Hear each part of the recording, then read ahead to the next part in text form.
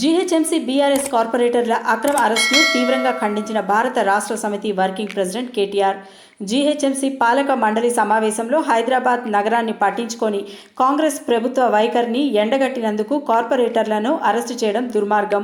కాంగ్రెస్ ప్రభుత్వం వచ్చిన తర్వాత హైదరాబాద్ నగరానికి నిధులు ఇవ్వడం లేదని కోటి మంది నగర ప్రజల తరపున ప్రశ్నిస్తే బయటకు గెంటేస్తారా?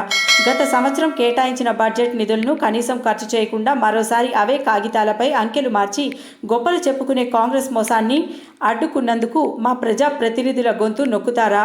పారిశుద్ధ్యం, తాగునీరు, విద్యుత్ సరఫరా వంటి కనీస ప్రజా సౌకర్యాలను కూడా సరిగ్గా నిర్వహించలేని జీహెచ్ఎంసీ అసమర్థ తీరును ప్రశ్నిస్తే ఈ ప్రభుత్వం జీర్ణించుకోలేకపోతోంది. అరెస్టు చేసిన కార్పొరేటర్లను, పార్టీ నేతలను వెంటనే విడుదల చేయాలి.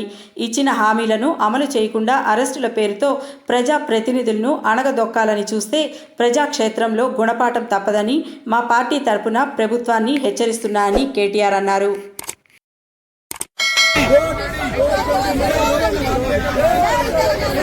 భయ్యా నీకే చదువుతుంది నేను పెట్టమంటావా?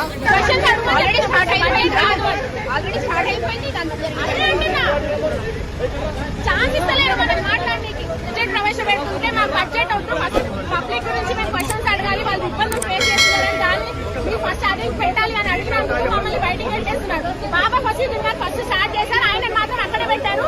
మేము బీఆర్ఎస్ కాబట్టి మమ్మల్ని బయటికి గెంటించి అరెస్ట్ చేస్తున్నారు. ఫస్ట్ ఆయన తీసుకురామని చెప్పండి, ఆయన తీసుకురావట్లేదు. ఆయన కౌన్సిల్ లోపలనే ఉన్నాడు.